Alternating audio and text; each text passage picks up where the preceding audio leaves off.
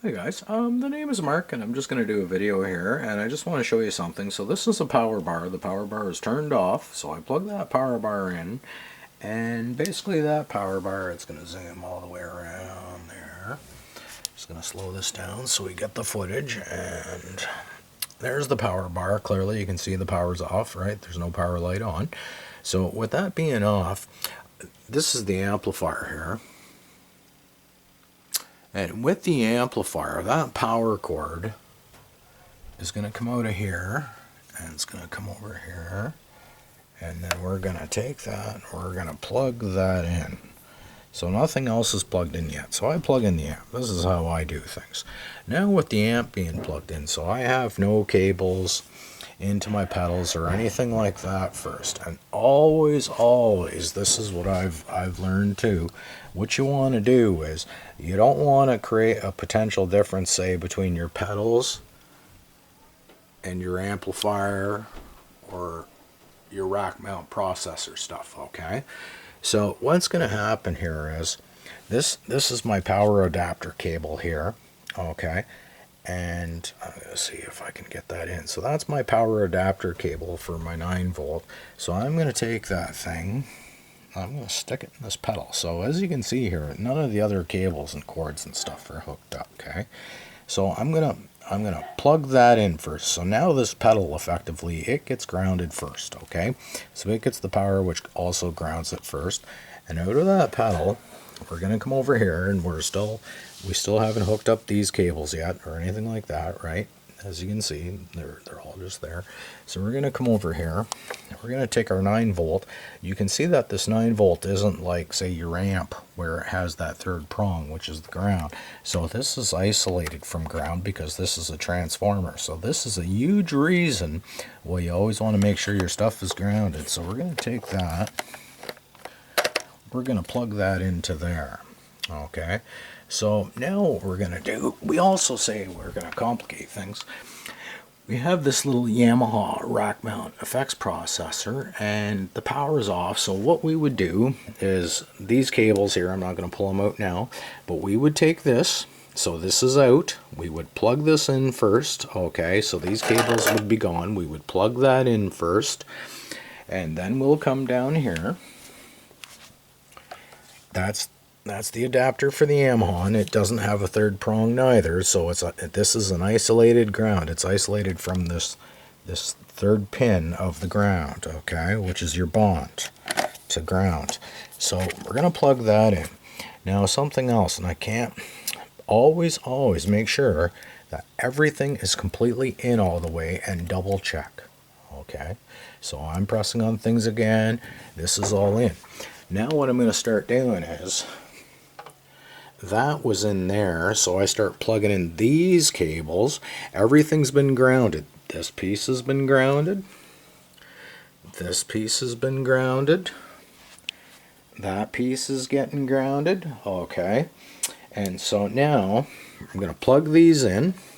Plug this in, plug that in, whatever. I'm going to take this one. This is out of the processor.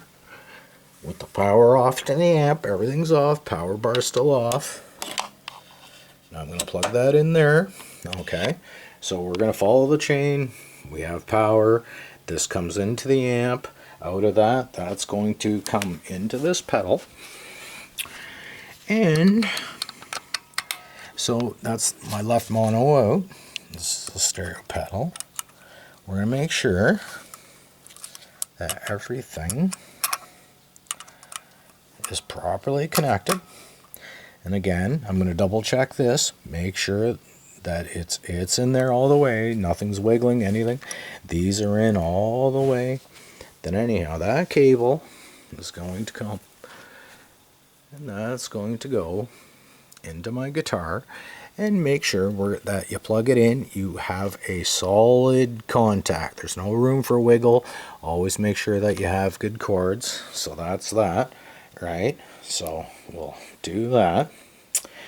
Now what we're going to do, so we have the cable out from the guitar, it comes into the pedal, we have solid contact, our contact is there, this comes out, That's going to come into that processor, and out of that processor into the front of the amp. Now, something that's huge, there's an order of process to this, and this little processor here, the volume is down, the power is off, and the volume is completely down. On the guitar amp, okay, the volume and all that stuff are completely down. No power on, nothing. So now what I'm going to do, because this doesn't have a power switch, so I know now all these cables are connected.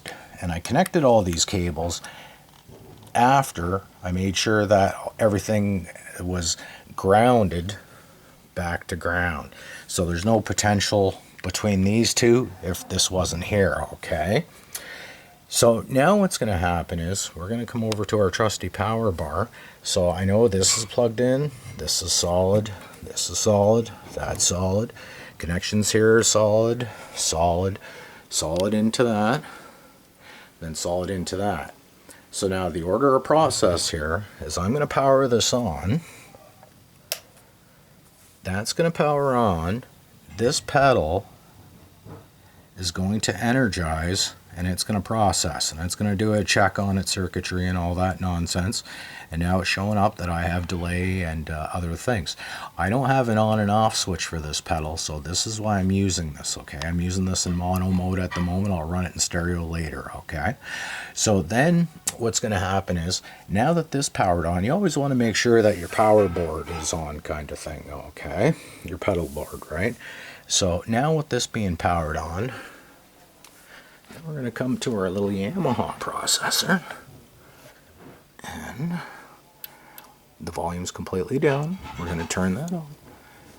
It's going to take a few seconds. It'll do whatever it's doing. It'll read its chips and all that crap. And because all my cables are hooked up, only then do I start turning on power. Otherwise, I'm not turning on power. And my amp is on standby here. Volumes are all down. And that's the order of the process. So it would start off, turn your power on. Say if this was rack mount, that would come on automatically, and this would come on automatically if it didn't have a power switch, but it does. And in the order, if I wanted to turn this stuff off, right, so it goes pedals and racks, then you turn on your amp. Then at the end, when you want to turn off your amp and you want to turn everything off, what you do then is you make sure that your volumes are down. Volume's down on the amp, volume's down on processor, okay, volume's down on the pedal. And then what we're going to do is we're going to go in the opposite process, and volumes are all down.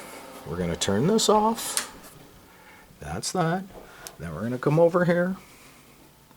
Then we're going to turn this off. This goes the same with mixing consoles. That's going to get turned off. And because I don't have a turn off switch for this, this is where it's huge, because a lot of rack mount stuff doesn't have power switches. And I'm going to use the power bar here, and I'm going to hit that switch, and there goes the light on the pedal. All systems, everything's still grounded, the whole 9 yards. Now, if I want to start disconnecting all this stuff, because I don't want a potential difference in any of this, because this has a different power supply, this has a different power supply, and the amp has a different power supply. So we're dealing with 3 different power supplies here. So when I disconnect everything, I always leave all the powers. They're all still in. The power switch is off, so nothing is energized. Then I start removing all these cables, and I still leave everything plugged in. So we're going to remove that. So that's that. So we'll remove that.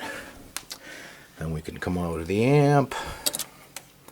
Then we can come into here. We can start removing those cables. So now say plunk, plunk, plunk. We've removed them, right? Our powers are still on, everything. And then what we can do, we can start taking, we can take this end out. So I'll take this end out. I won't unplug these. It's the opposite of before. I won't unplug that.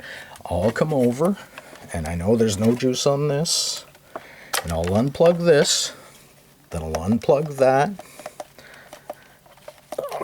looks pretty tight. I'll unplug that, and then I'll unplug the amp. Plunk. Right? So that's gone. And basically, then I'll come up and I'll unplug this, and then I would come, and without these cables here, then I would unplug this. So no cables there. That's that. And that way there was no juice between this, the amp, or that, and everything was still grounded. And that's that. So anyhow, people, I hope this video finds you well, and you know, look after your gear. Do it in this fashion. I can't emphasize enough the power of a power bar. It's better than plugging in stuff that's ready to go without on and off switches like rack gear, right? And something else, please, never ever hand tighten these. I have a video, hopefully it comes out all right. I have a video where I remove the whole amp chassis to get to these so that I can hold on to the other side of the amp and tighten these. And you always want to make sure that these are tight. And sometimes if people hand spin them, it starts spinning the wires inside the amp, and then you start short circuiting your amp. So it's really not a good idea. So anyhow, I hope this video finds you well. I send everybody peace and love, and well, till then, rock and roll. Cheers.